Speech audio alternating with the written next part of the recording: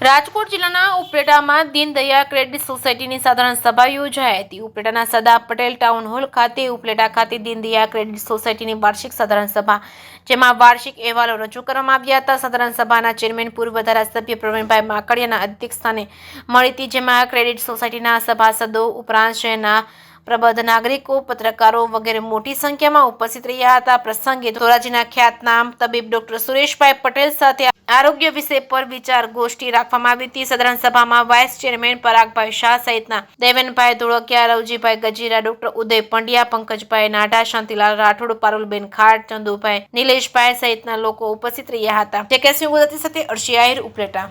આજરોજ Shri Deendayal credit cooperative સોસાયટીની ચતુર્થ વાર્ષિક સાધારણ સભા યોજવામાં આવી હતી। આ ચોથી વાર્ષિક સાધારણ સભાને અંતે સંસ્થા દ્વારા જે 4 લાખ રૂપિયાનો પ્રોફિટ થયો અને વાર્ષિક અહેવાલો જે તૈયાર કરવામાં આવ્યા હતા તે સભાની અંદરનું વાંચન કરી અને એને બહાલી આપવામાં આવેલી હતી। 5 એજન્ડા ઉપરની ચર્ચા વિચારણા કરી અને સર્વાનુમતે બહાલી આપવામાં આવી છે।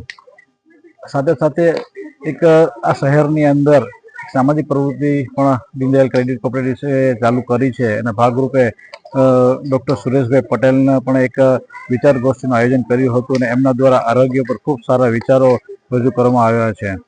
ઉપસ્થિત પીપલ્સ ક્રેડિટ કોઓપરેટિવ સોસાયટીના ચેરમેન શ્રી છગનભાઈ સોજિત્રા, નગરસેઠ શ્રી અમિતભાઈ શેઠ, નગરપાલિકાના પ્રમુખ શ્રી વસાબેન ગજેરા તેમજ ઉપપ્રમુખ શ્રી જિજ્ઞાસાબેન વ્યાસ સહિતના મહાનુભાવો આજની સાધારણ સભાની અંદર ઉપસ્થિત હતા અને સાધારણ સભાના અંદર સારી એવી સંખ્યાની અંદર સભાસદોએ ઉપસ્થિત રહી અને આ સાધારણ સભાનો લાભ લીધો હતો।